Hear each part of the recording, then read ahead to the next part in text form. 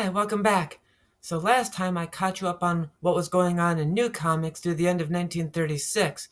This time let's do the same thing with more fun comics. I have done other episodes where I recap some of the stories that went on in those issues, but this time we're going further. I'm going to catch you up on 9 features from More Fun Comics numbers 12 through 16. So let's get through this as fast as we can. First up is still Sandra the Secret Service that has held the opening slot all this time and more fun. Sandra was still involved in the 13-part Gavonian affair, where she was brought to Gavonia by the villainous Count Taru because, tell me if this sounds familiar, she looks just like Yonda, the Princess of Gavonia. She saves the princess from the Count after a couple of identity switches, then stays to work for the princess. Remember, she's supposed to be a U.S. Secret Service agent, and gets shipped to neighboring Resbia to find who's selling state secrets there. By posing as a seller of secrets, gets attacked by a Gavonian spy who thinks she's a traitor, and then winds up having to rescue him from prison. Sandra was drawn by Walter Brigham, an artist who started in pulp magazines, Major Malcolm Wheeler Nicholson's one true love, and was brought over to comics by Malcolm to draw this, Jack Woods and Brad Hardy, a feature I haven't talked about yet and won't again this time. Brigham stayed in comics only until 1938, with Jack Woods being the feature he stayed on the longest.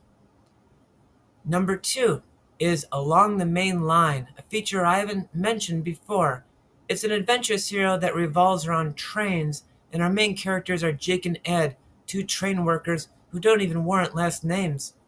They were forced at gunpoint to assist a train robbery, for which they've been fired, but they are suspicious because the president of the company seems to have already known about the robbery before they reported it.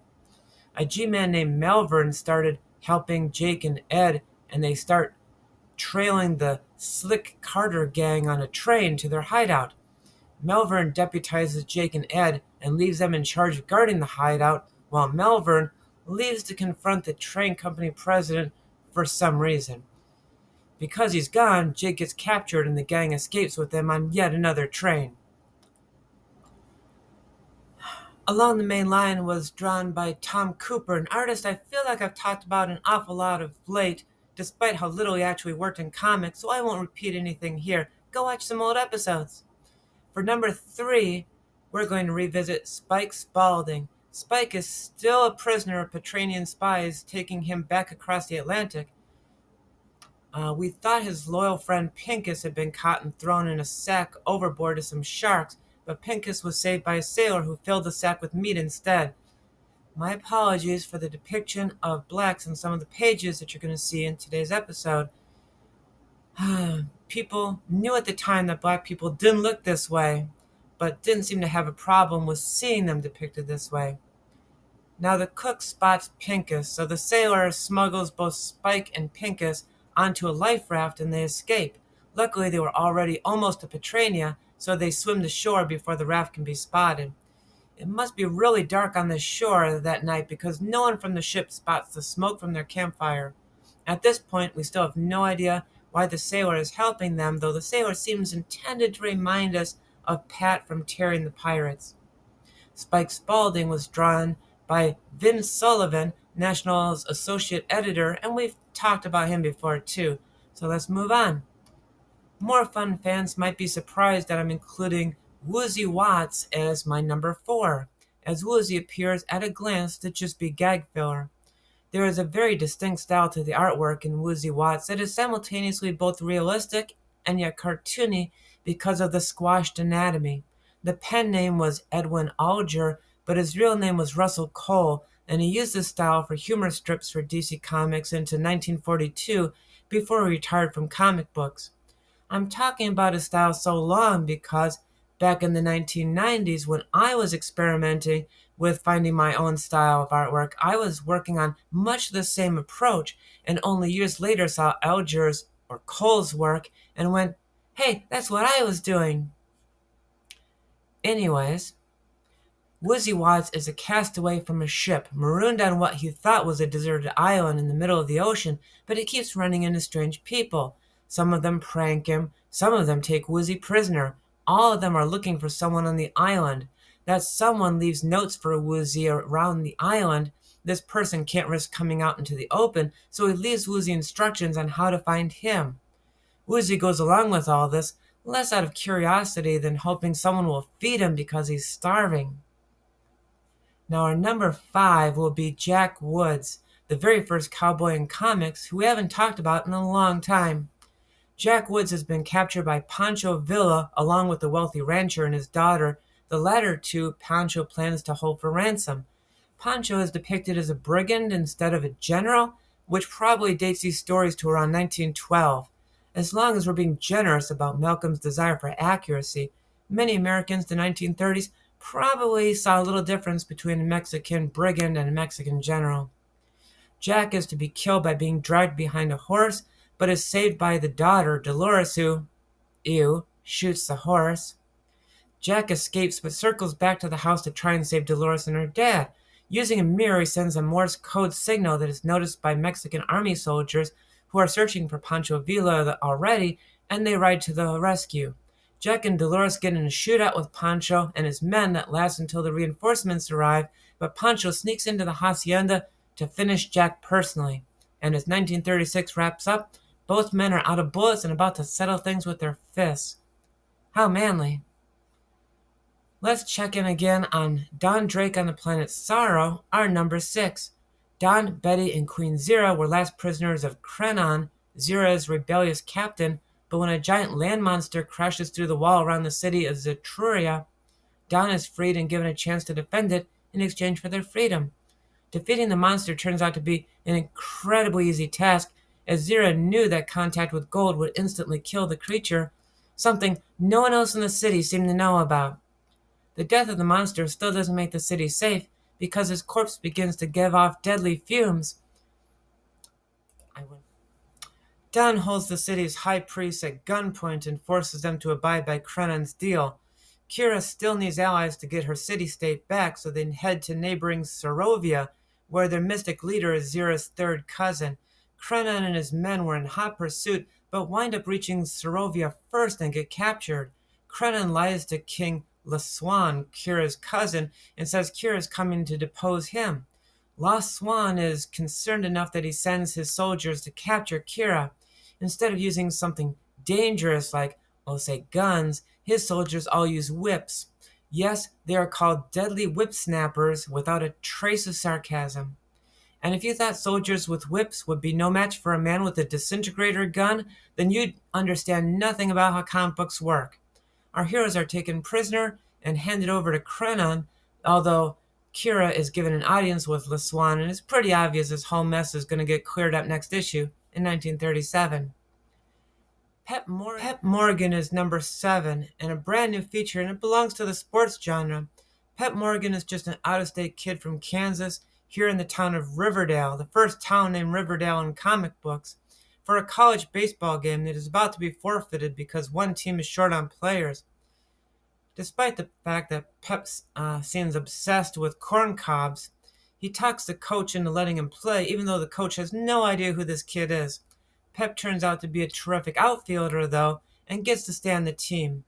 The sports genre never stays focused on the same sport for long, so the baseball season ends quickly, and Pep, now enrolled in Riverdale College, goes in for track, which keeps him busy only until football season just a few issues later. Every short installment ends on some humorous or meant to be humorous note, like the time Pep crushes on who he assumes is the dean's daughter, but when he asks the dean about her, finds out she is the dean's younger wife. Oops. Pep Morgan was the first feature drawn by Craig Flessel. Craig was another artist lured over from Pulp Fiction illustrating, but Craig is going to really like comic books. He is going to draw a lot of covers soon for National and will work on off and on with DC Comics into the 1980s. He is soon going to break into the comic strip field. Remember, this was the end goal for most cartoonists in the 1930s, assisting on the Dixie Dugan strip that I've talked about before, and will ghost on Lil Abner in the 1950s, but will continue working in comic books at the same time, including freelancing over time briefly at 12 other comic book companies. Number 8 is Barry O'Neill and Fang Gao of China. Barry O'Neill has been an ongoing feature since the beginning, but this is my first time mentioning it.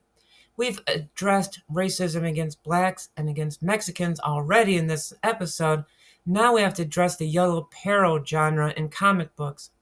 It's going to get way worse after Pearl Harbor, with Japanese soldiers being drawn like demons, but even before that, a man from China is going to be very lucky to be depicted as anything but a stereotype, and a Chinese villain is always going to be modeled after Fu Manchu, the first famous Chinese arch-villain from novels, and the source for the yellow peril genre.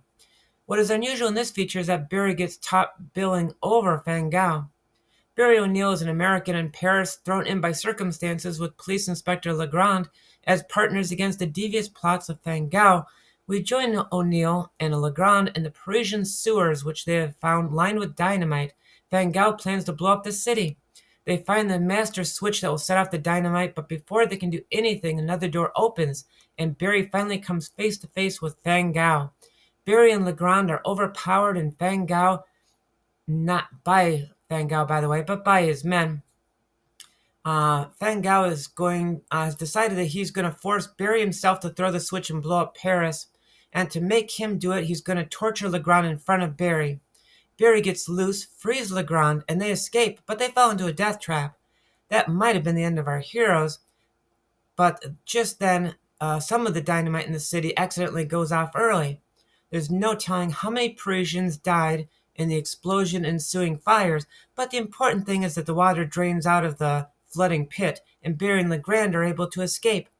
They find Fang Gao alone, and Barry shoots him. A gas main then breaks, and it becomes dangerous to stay and see what happens to Fang Gao. As 1936 ends, Barry and Legrand return to Police HQ, where Legrand learns his daughter has been kidnapped. Leo Omelia, and I only think I'm pronouncing that right, is the artist, and he was really good.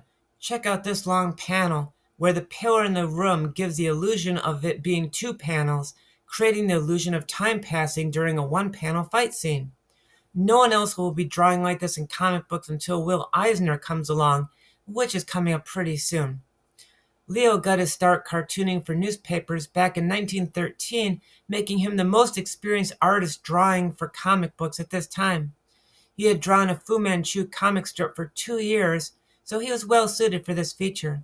He'll keep doing this feature and a few others up through 1939 before retiring from comic books.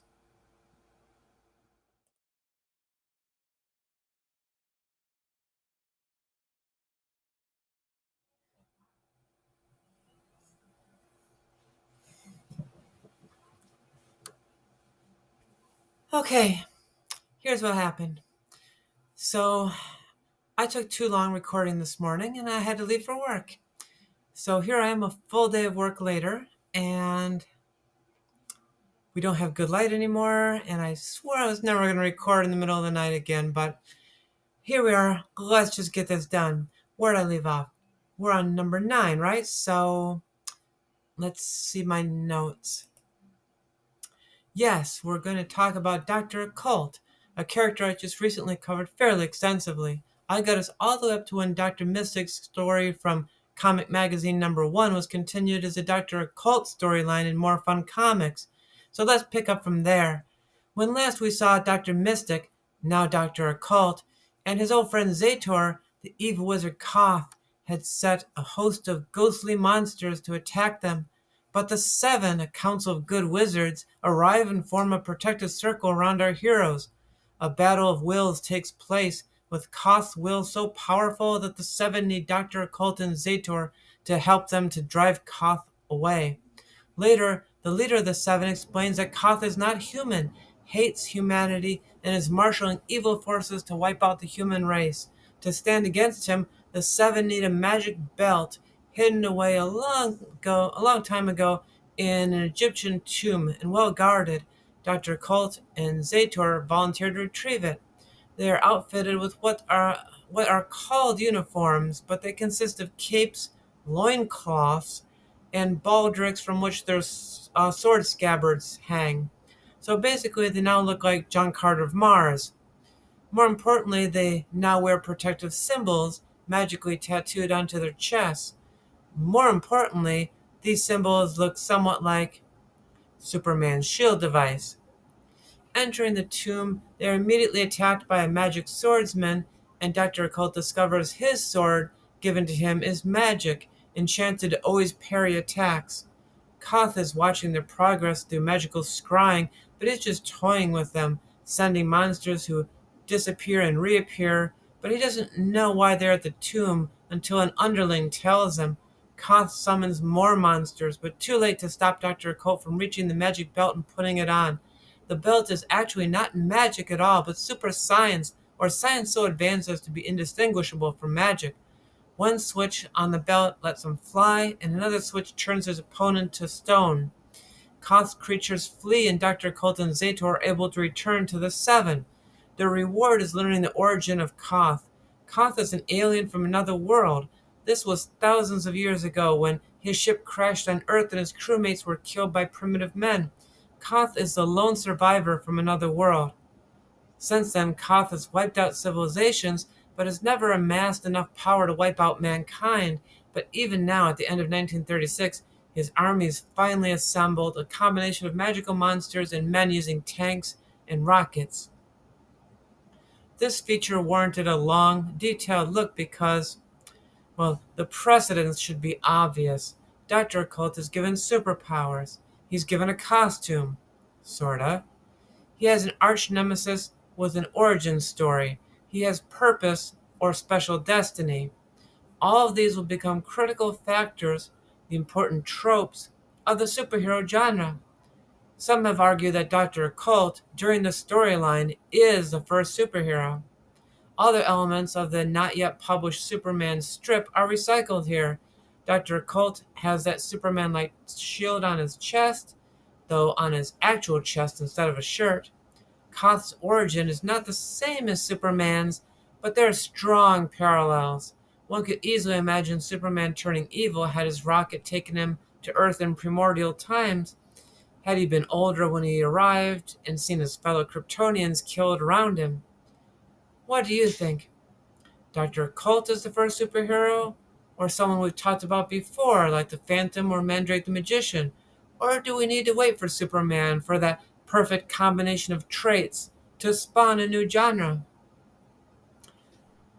So this was a long one. I'm going to wrap here and see you next time.